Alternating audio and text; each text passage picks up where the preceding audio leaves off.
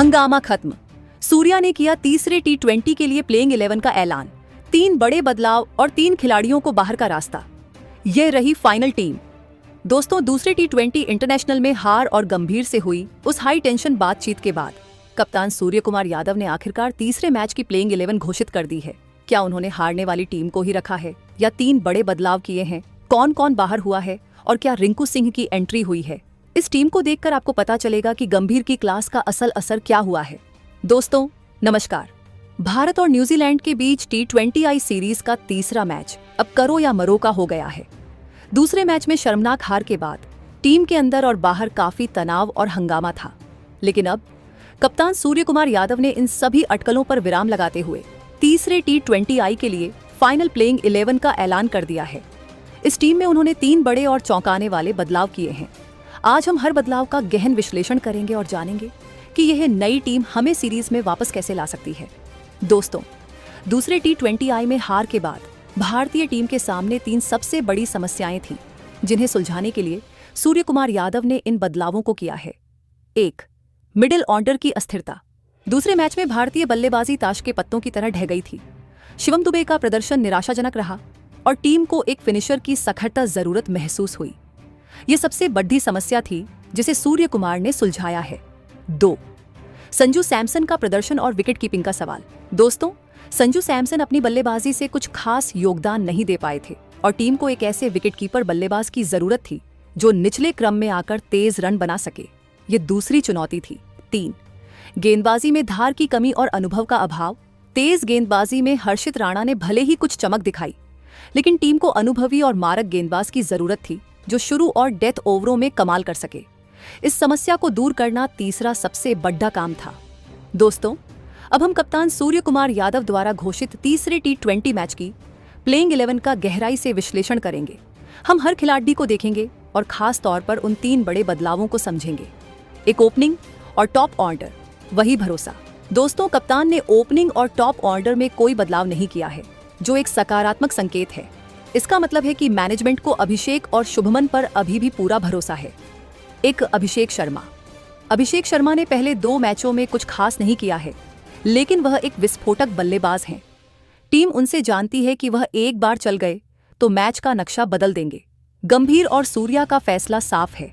इस परफॉर्मर को और आत्मविश्वास दो। 2. शुभमन गिल का भी प्रदर्शन ठंडा रहा है, लेकिन वह विश्व स्तरीय खिलाड़ी हैं। उन्हें ओपनिंग में बनाए रखने का मतलब है कि टीम को उनकी लंबी पारी पर भरोसा है। ये एक मास्टर स्ट्रोक हो सकता है अगर वह बढ़ा स्कोर बना दें। 3. सूर्य कुमार यादव कप्तान खुद तीसरे नंबर पर उतरेंगे। दूसरे मैच में वो फेल हुए थे, लेकिन अब उन पर खुद को साबित करने का सबसे बड़ा दबाव है। गंभीर की क्लास के बाद फैंस को उनसे विस्फोटक पारी की उम्मीद है। वह बल्लेबाजी और कप्तानी दोनों में आगे बढ़कर लीड करेंगे। 4. तिलक वर्मा ने अपनी क्षमता दिखाई है, भले ही वह बड़ी पारियां न खेल पाए हों। उनका टीम में रहना दिखाता है कि वह टीम के भविष्य हैं। वह मध्य क्रम में पारी को संभालने और जरूरत पर DDHने पर तेज रन बनाने में माहिर हैं। 3 बड़े बदलाव, फिनिशिंग और गेंदबाजी का समाधान। दोस्तों, अब बात करते हैं उन 3 बड़े बदलावों की जिनके लिए सबसे ज्यादा हंगामा मचा हुआ था। ये बदलाव साफ दिखाते हैं कि गंभीर की बातचीत का सीधा असर प्लेइंग 11 पर पड़ा है।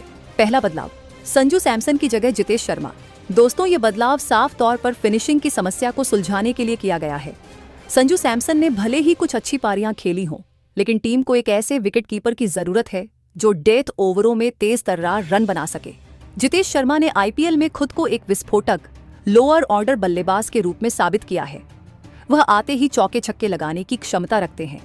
गंभीर और सूर्या ने यह फैसला लिया है कि अब मिडिल ऑर्डर में पावर हिटिंग की सख्त जरूरत है और जितेश यह काम बखूबी कर सकते हैं। ये बदलाव टीम की बल्लेबाजी की गहराई को भी बढ़ाएगा। दूसरा बदलाव, शिवम दुबे की जगह रिंकू सिंह। दोस्तों, ये शायद सबसे बड़ा और लोकप्रिय बदलाव है। शिवम दुबे अपनी गेंदबाजी में महंगे साबित हुए और बल्लेबाजी में भी वह तेज गति से रन नहीं बना पाए। टीम को एक विश्वसनीय फिनिशर चाहिए और रिंकू सिंह से बेहतर इस समय कोई नहीं। रिंकू सिंह शांत दिमाग से खेलते हैं, दबाव में भी बड़ा शॉट लगाते हैं और वह एक बेहतरीन फील्डर भी हैं। गंभीर की कोचिंग में रिंकू ने KKR में कमाल किया है और सूर्या को पता है कि रिंकू ही हैं जो 18वें से 20वें ओवर तक मैच को खत्म करने की क्षमता रखते हैं। इस बदलाव से भारतीय मिडिल ऑर्डर को वह मजबूती मिलेगी जिसकी सख्त जरूरत थी। ये बदलाव साफ तौर पर अल्ट्रा अटैकिंग फिलॉसफी पर फिर से भरोसा दिखाता है। तीसरा बदलाव, हर्षित राणा की जगह अर्शदीप सिंह। दोस्तों, तेज गेंदबाजी में अनुभव और मार्क क्षमता लाने के लिए यह बदलाव किया गया है। हर्षित राणा ने ऊर्जा दिखाई, लेकिन T20I में अनुभव सबसे ज्यादा मायने रखता है। अर्शदीप सिंह एक प्रमाणित डेथ ओवर स्पेशलिस्ट हैं, जो अपनी यॉर्कर और धीमी गेंदों से बल्लेबाजों को परेशान करते हैं। बुमराह के साथ अर्शदीप की जोड़ी भारत की तेज गेंदबाजी को मजबूती देगी।